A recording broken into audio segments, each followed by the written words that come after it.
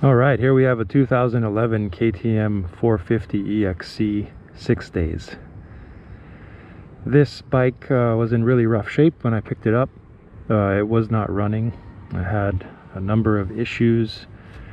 The main one was just the carburetor. This is a carbureted bike, and I did a full rebuild on it. Mid-body gasket, replaced all the other gaskets, and got a JD Jet kit, and she fired right up. So that was kind of the main issue with the bike. The motor is in pretty good condition as far as I can tell. There's no weird sounds or anything. Did the oil change, everything was fine. The starter looks like it's going as well. So the kickstand obviously, or excuse me, the kickstart works fine. But that's another thing that I didn't bother to replace because I was just kind of going on the cheap just to get the bike running. And she does. She runs really well. A couple other little things. Change the fork oil. Check the suspension settings. Replace the front and rear discs. And I also replaced the rear plastic piece on this because it was broken. I believe that's about it. Everything else on here is pretty much how I got it. Oh, I replaced the fork guards as well. Those were messed up.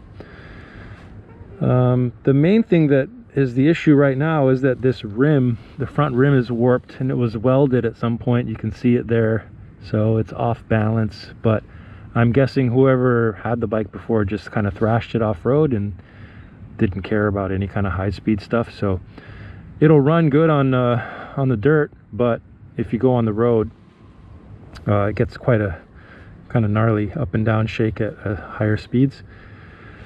But it's not really a supermoto, so I'm not too worried about that. I am going to sell this bike hopefully today. The guy's coming to look at it later. So I just did a quick test ride to shake down, make sure everything's running good.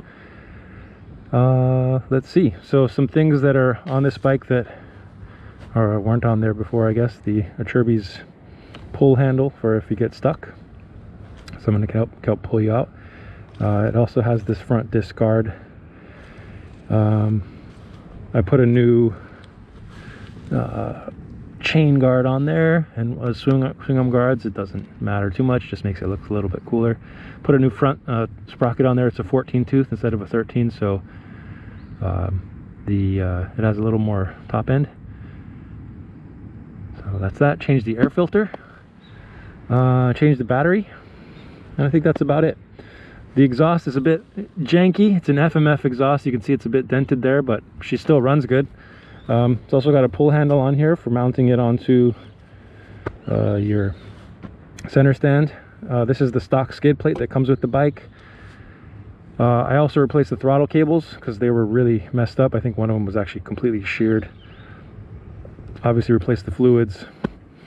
I think these were the same guards that were on here before. Comes with a front Brembo brake, the rear Brembo brake. Brembo is the shit. It looks like it also has a larger water pump housing kit added to it. I don't know about the impeller. I didn't open that up.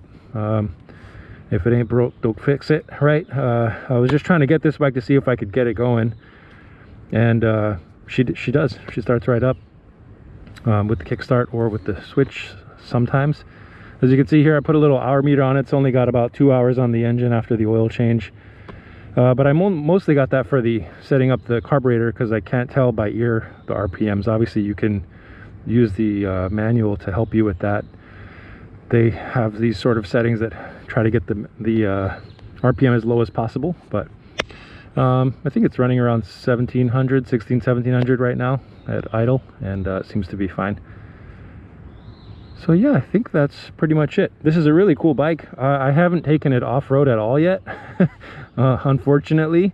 I do have a 690 Enduro R that I use for dual purpose. I have supermoto wheels for that too, so it kind of feels like, why would I keep this if I have that? That obviously has a lot more power than this, but it's also heavier. So, you know, there's a little bit of a trade-off there. This bike is super light. When you push it around or when you have to pick it up on the center stand or anything like that, it's just awesome to feel how light it is. But yeah, I don't really see myself using it because I don't have a truck or a trailer or anything like that, and it's not road legal. So unfortunately, if this bike did have a title, I think I would just put some supermoto wheels on it and then build a new set of dirt wheels so I could take it off-road. But I'm not planning to do that. So yeah, I'm trying to keep one bike, and this isn't it. The 690 kind of fits the bill of both of these. I'm not a super hardcore off-road rider or anything like that, so I don't see myself really taking advantage of this bike. If I were to keep this bike, there's a few things that I would do to it. I would probably replace the foot pegs, the brake pedal. I would probably clean it up a little bit, you know, maybe put some graphics kit on it. I would rebuild the rim, the front rim, maybe both rims, and make sure that those are all set up properly. I would probably put a rear fender on it, and maybe put a light, brake light and a front light on it, just in case if you're riding somewhere and it's getting dark. Yeah, but this is a pretty cool bike. They don't come up for sale too often. Like I said, it doesn't have a title, unfortunately, or like I said, I'd probably keep it. But the funny thing is, the guy that I bought my 690 from contacted me, and he's like, hey, I want to buy your bike. So I'm giving him kind of a better price than I'd like to on it, but I'm just trying to get rid of it at this point and not have two bikes in the garage, keep my wife happy. But yeah, it's a cool bike.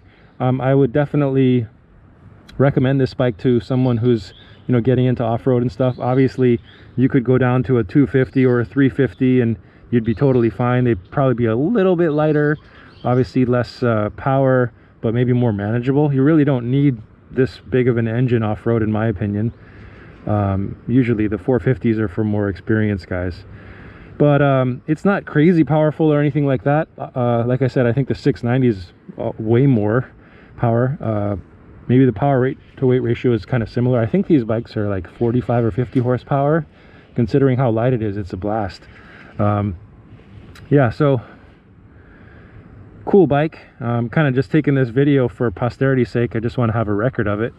But like I said, I'm selling it, and just wanted to have something to look at later when I feel like, oh, why did I sell it?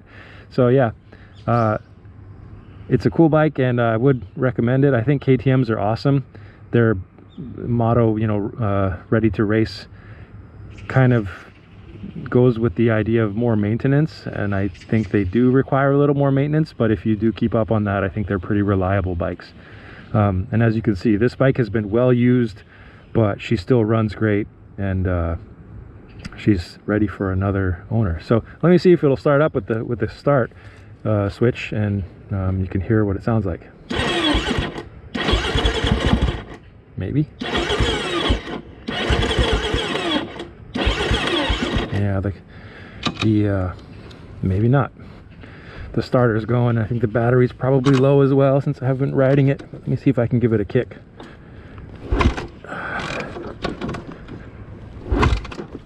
Maybe if it's not in top dead center. Oh, almost. Give a little gas.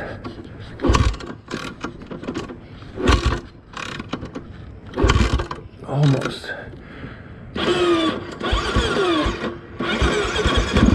Ooh, there you go.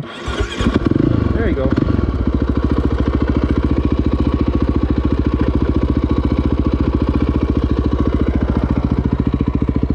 So not exactly started right up, but she still started. And like I said, she's idling right around 1700 RPM. So if the guy doesn't want the bike because of that issue, or he's worried about not being able to start it, I'm going to tell him, don't take it. I'll keep it and put a little more time in on it and make it run really good and make it pretty, and probably sell it for more. So yeah, fun bike.